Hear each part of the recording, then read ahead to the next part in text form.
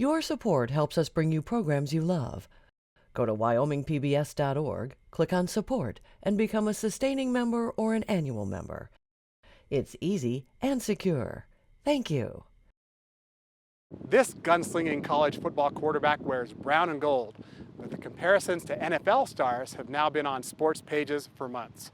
We'll meet Wyoming quarterback Josh Allen and his coach, Wyoming associate head coach and offensive coordinator Brent Vigen, on the eve of one of the most anticipated seasons in Wyoming football history. Josh Allen, still throwing the pigskin on Saturdays, next on Wyoming Chronicle.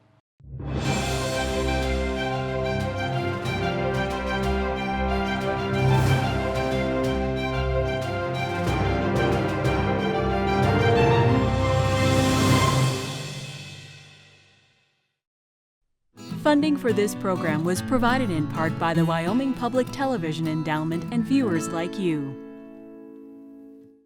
And we're pleased now to be joined by the quarterback of the Wyoming Cowboys, Josh Allen. Josh, you're beginning your third year here at the University of Wyoming. Welcome to Wyoming Chronicle. Thank you for having me. It's a pleasure for us to have you with us. We're on the eve now of what will be your junior season. As we said in our open, Josh, this is a season of high expectations that have been placed not only on the Cowboys with the success you had last year, but also on you. And in just a minute, I want to talk about how you've managed those expectations, Josh. But this is a show where many of our viewers haven't had a chance to really meet you and understand where you came from. So that's where I want to start. Absolutely. You grew up in a small town about the size, in Wyoming terms, of Powell and Cody and Eggtown in Firebaugh, California. That's right. About 5,000 to 6,000 people in the community, and grew up on a farm about 10 miles outside of the actual town itself. So, I mean, I wouldn't trade it for the world. It was awesome. So when you were young and you were a kid, 9, 10, 11 years old, what were you doing? We had a lot of space, out on the farm. My dad did a really good job of being able to provide some things that kept us entertained. We had a basketball hoop out there. We had a batting cage. Obviously, a lot of room to throw a football. So, I mean, it was constantly sports, growing up. That's all I really did. Year-round, I swam, did baseball, basketball, football. I did some gymnastics, some karate. So, I mean, it was a very busy time. So, gymnastics here, Josh. I did it for a couple months. My sister was in gymnastics, and my mom brought me and my brother. And me and my brother were very hyper. We were some not trouble kids, but we had some fun. Got some energy, huh? Exactly. Okay. We had a lot of energy. So my mom was like, well, if you guys are here, might as well go get some work in. So we, went out there for about a month or two, and then, we just weren't feeling it too much. So did you get that cartwheel down? I did cartwheel. I was able to get a backflip down. So a backflip? Yeah. We're going to see that anytime? Oh no, I hope not. Yeah. You were a three-sport athlete in high school, Josh, at a time when a lot of your peers who can compete at a national level weren't. They were selecting one sport. You also played basketball and baseball. Let's talk about those two sports first. First, basketball. Tell me about how you grew up in basketball. So basketball, I was one of the bigger kids on the team. Our school, like I said, our school's a little small, on the smaller side, about 500 to 600 kids. So, I mean, it was very crucial that me, and especially me and my brother, played all three sports because we were needed in the other sports. And basketball, I played, positions 1 through 5. And it was, I loved basketball.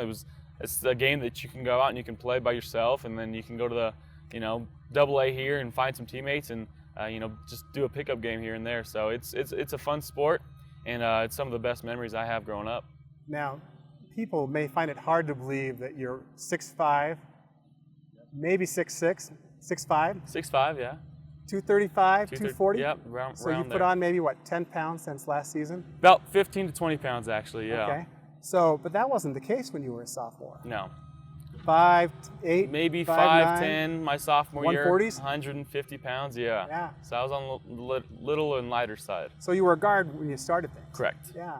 And so then you started to grow. When did you really start to grow? My junior year is when I kind of got up to around 6 foot, 6'1". Senior year, I got to around 6'2", 6'3". So when did you put the threes aside and start dunking? My senior year, I actually threw down a few.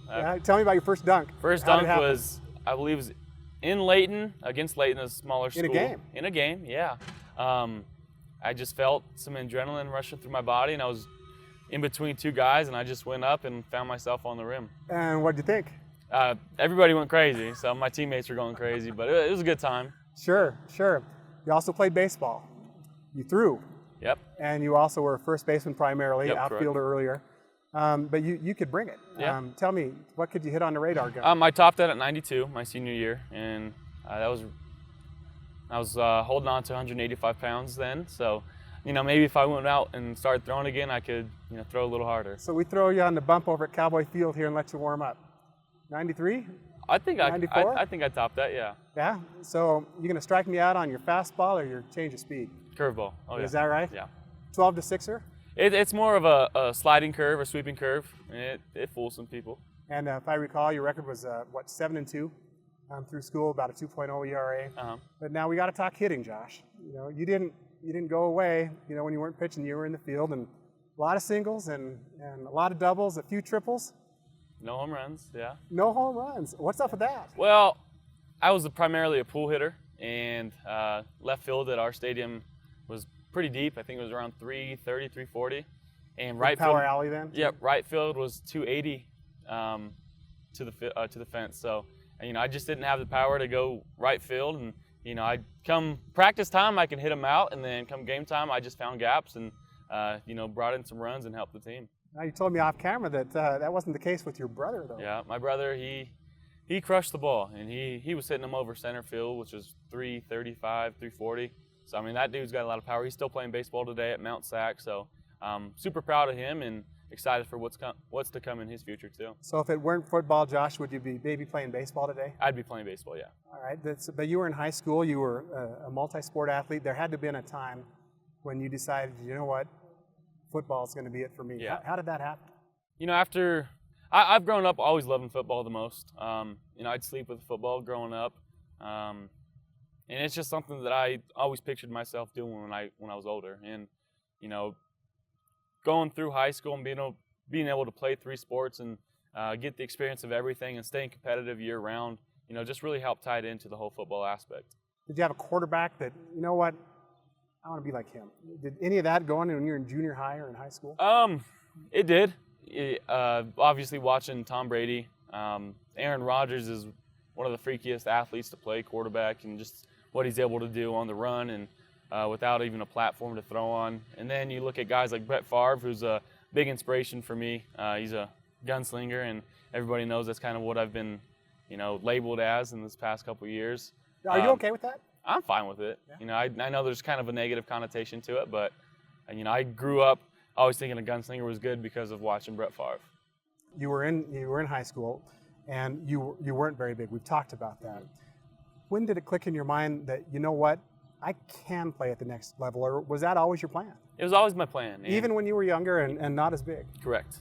And, senior year, going through football season, not getting any offers, and just being able to see myself, because we went 10-2 my senior year.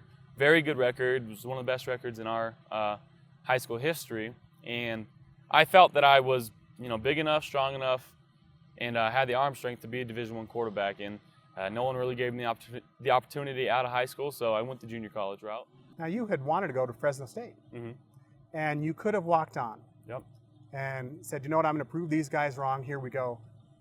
Why didn't you? My parents made a lot of sacrifices growing up, and we were in a financial situation where I could have walked on, and I just didn't want to do that. Didn't want to put the financial burden on my parents, and I felt that with the talent that I was given and the opportunity that I had to go to junior college and then obtain a scholarship, that's something I really wanted to do.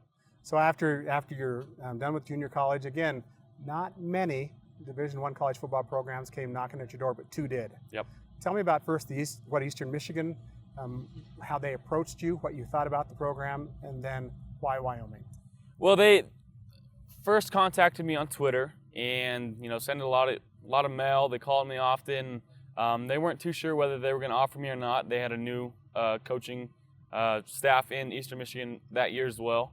And then Wyoming came and they said, we're going to fly you out and offer you this next week.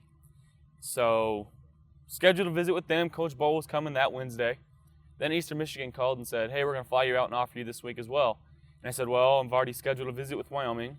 And within the junior college rules, there's only a 3 weeks period where you can go visit colleges, and that was in the last week. So I told Eastern Michigan, I was like, I can't visit because I'm already scheduled, and they're like, okay, well, we'll fly you out Wednesday through Friday, and then we'll send you to Wyoming on Friday. And I was like, I can't do that because Coach Bowles coming out, and they said, well, we're gonna have to pull your scholarship. So ended up with being just Wyoming is the only offer, and really that was my only choice. So you came to Laramie. Correct. What's your first recollection of what you saw? It was snowing, and Time of year? it was winter, December. In December. In December 17th. So I just believe, after is your when I came college, out. your junior college season. Yeah. So I got here. Actually, we went snowmobiling on my visit, which was pretty cool. You ever done that before? Never done that before. So it was a cool experience. Obviously saw a small town, and kind of what I grew up in. Wasn't going to be a huge culture shock other than the weather, and I was completely fine with that because I really do enjoy the cold weather. So it was just really meant to be. Did you find yourself in Laramie? You earned your first start, and it didn't go like you wanted it to. Against Eastern Michigan? Against Eastern Michigan, yeah. Take us through what happened. It's 3rd and 4, and we called a little crossing pattern, and I saw a hole open up in the middle, and I decided to take off, and I ran about 23 yards or something like that, put my shoulder down, and the safety's helmet fit right between my shoulder pads and helmet and broke my collarbone in 7 spots. So that kind of did my season in right there.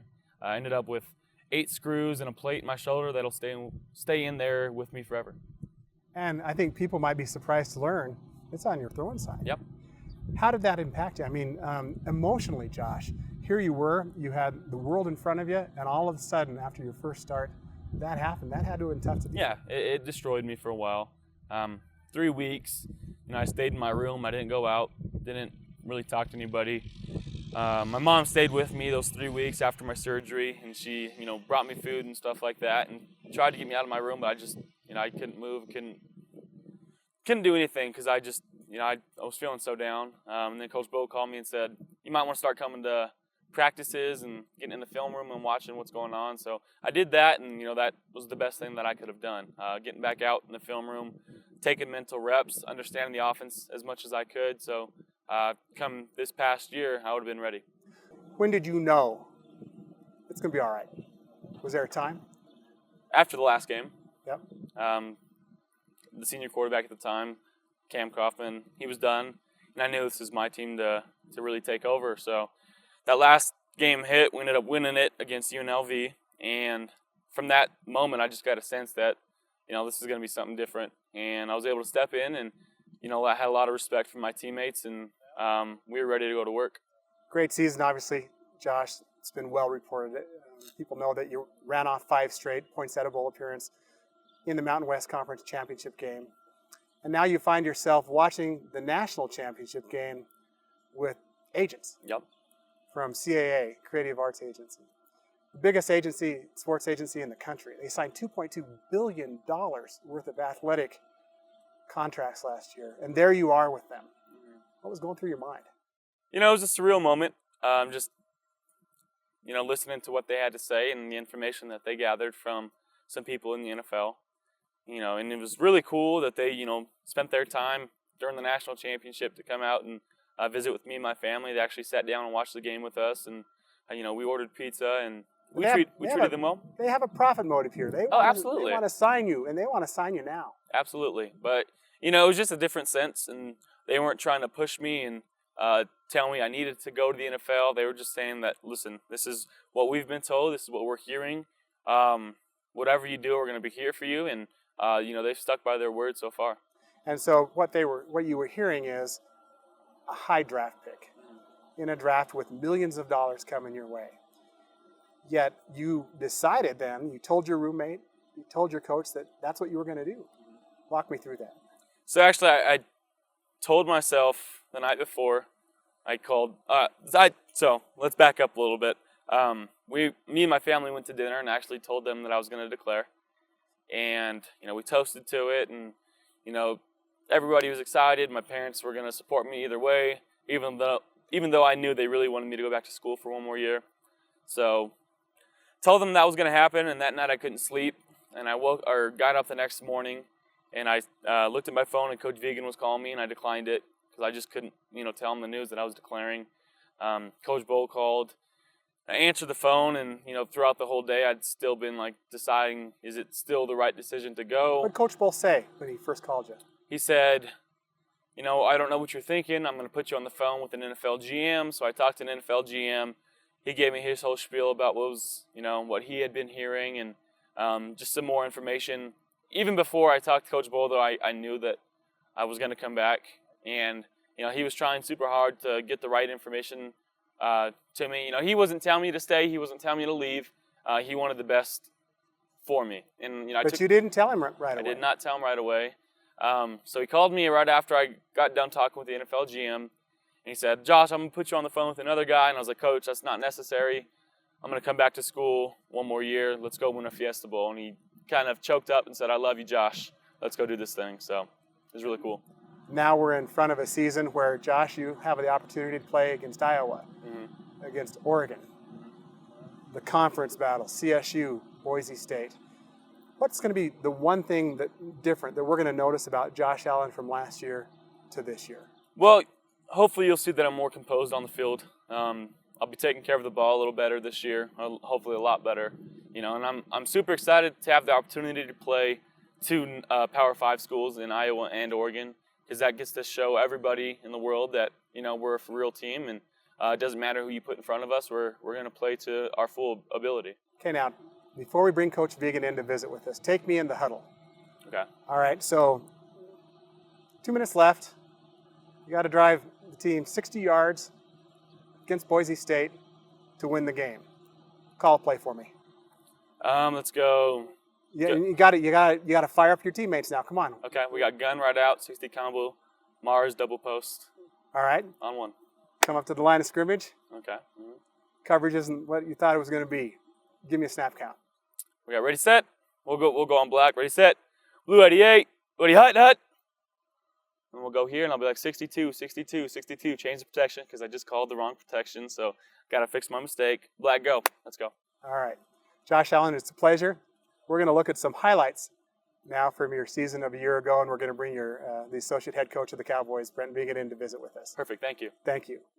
Wyoming's Craig Bowl begins his 4th season as the Cowboys head football coach, but it's the first year he returns his starting quarterback. And oh, what a quarterback junior Josh Allen is.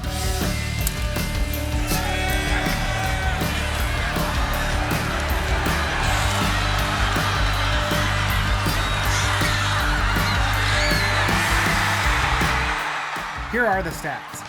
As a sophomore in 2016, Allen ranked number 1 in the Mountain West Conference and number 6 nationally in passing with 15.33 yards per completion. He also led the Mountain West and was number 16 in the country in points responsible for with 218, and he threw 28 touchdowns, tops in the Mountain West Conference and 20th in the NCAA. Last season, Allen threw for over 3,000 yards, and he's been tabbed as the Offensive Preseason Player of the Year in the Mountain West Conference.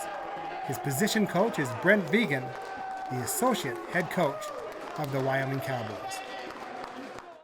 We've just had an opportunity, Josh, to look at some of your highlights. And we're joined now by the offensive coordinator and the associate head coach of the Wyoming Cowboys, Brent Vigen. Coach, welcome to Wyoming Chronicle. Oh, thanks for having me on. It's been a special time here with Josh, but you've also had some special quarterbacks in your coaching tenure. You've been coaching quarterbacks full-time since 2004. People like Brock Jensen, Carson Wentz in his early years, people like Steve Walker. You're one of the great quarterback coaches in the country. What do these guys have in common?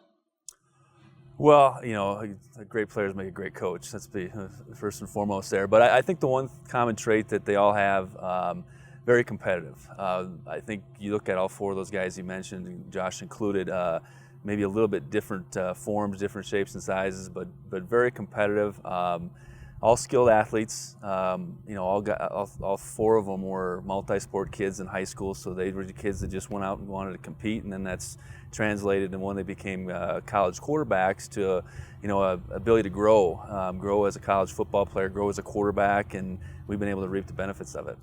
So is that odd for a quarterback of this caliber to be these multi-sport athletes that didn't, focus on just being a quarterback and going to camps and getting noticed? Is that odd? Well, I think unfortunately just sports specializations become more the norm, in particular maybe position specialization for our quarterback, and that's relative maybe to different parts of the country, the South and in the West. Certainly where we came from in the Midwest, more kids, just seasonally play different sports. But it just goes to show that whether you want to play basketball, baseball, whatever, in addition to playing football, I think it's a positive thing for a young kid and young man to be able to do. Now you run an offense that NFL scouts like, that NFL coaches like. Some of our viewers may not understand the differences in collegiate offenses and what someone with Josh's experience can bring to the NFL.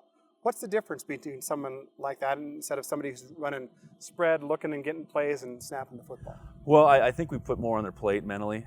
First and foremost, we huddle, which is not the norm necessarily in college. So when you choose to huddle, you're putting the decision making on the quarterback's plate once we get to the line of scrimmage. There isn't as much time to look over and get signals from the sideline, even though we can incorporate that a little bit, but we want the quarterback to really be an extension of our offensive coaching staff. So he knows what decisions we want made relative to what the defense is doing.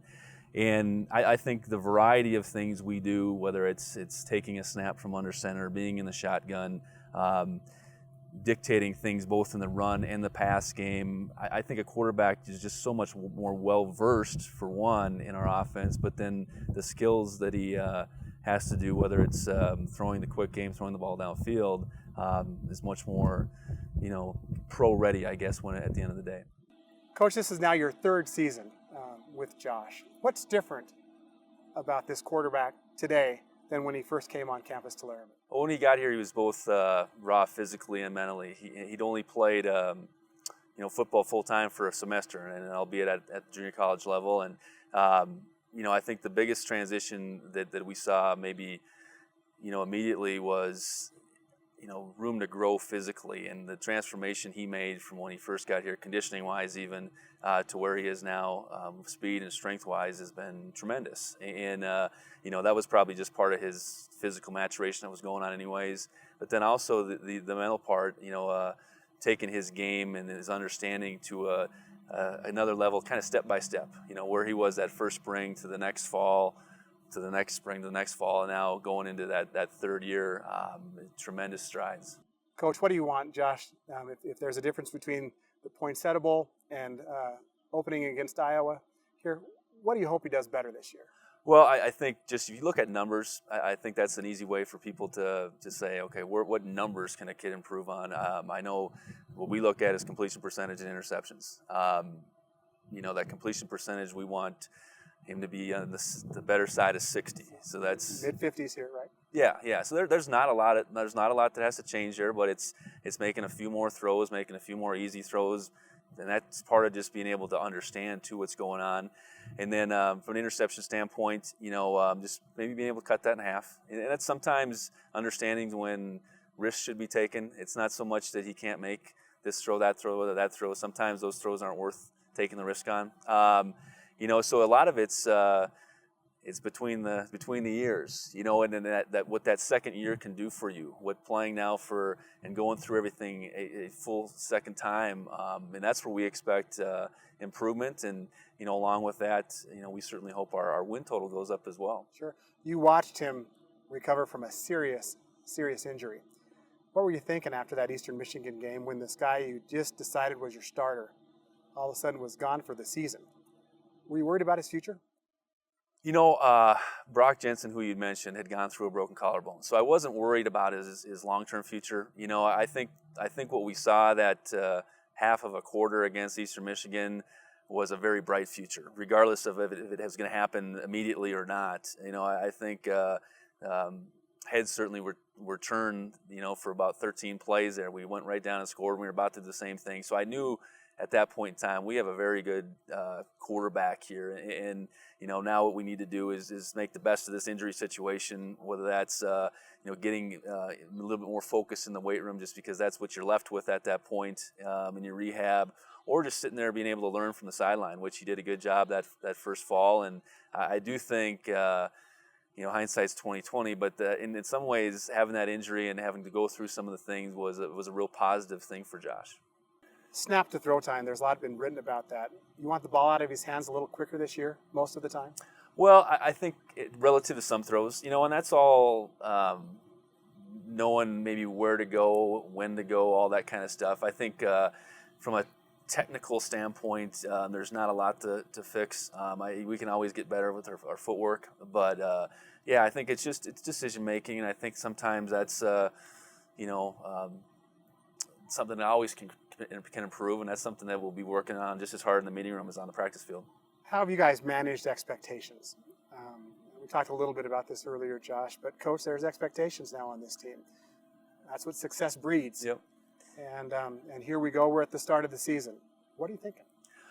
Well, I'm thinking this. I know that through spring ball and through the summer, the team has worked tremendously hard, and that's to be able to live up to expectations. You first have to be willing to work, and that's what the guys have done. I thought spring was very competitive, offense and defensive wise. We got some guys to replace on offense, some big names that made some big plays, and I think we had guys at those positions, take some necessary steps in the spring, and then that work's continued through the summer. Josh and Coach, we're going to end this. We have a few more seconds here tonight on Wyoming Chronicle and play a game of legend or myth. The legend is, Josh, that warming up for the Poinsettia Bowl, you started easy throwing these 50-yard bombs, then it's 60 yards, and then 70 yards, and all of a sudden you throw one to your manager from one goal line to the 15-yard line on the other side of the football field, an 85-yard throw. Legend or myth? Legend? All right. Legend? Yeah. Coach, you agree with that? Now, you were there. Well, I probably wasn't counting off the yards, but I'm sure he's capable of putting it in that range. We certainly don't have any plays that call for an 85-yard throw, but it's good to have that in your back pocket. No one's out of range. Is there a stronger arm in college football this year? If there is, I haven't seen it. I know Josh has had the good fortune to be around more of these rising quarterbacks now, so he'd probably be better to answer that one, but I hope he'd have enough confidence himself. What do you think, Josh? You got one of the biggest guns in the game? I would say so, yeah. Best wishes to you. Thank you for having me. Upcoming Wyoming Cowboy season. Josh Allen, Coach Brent Vigen. Thanks a lot. Thank you for joining us on Wyoming Chronicle. Go Pokes. Go Pokes. Go Pokes. That's what I was waiting for. All right.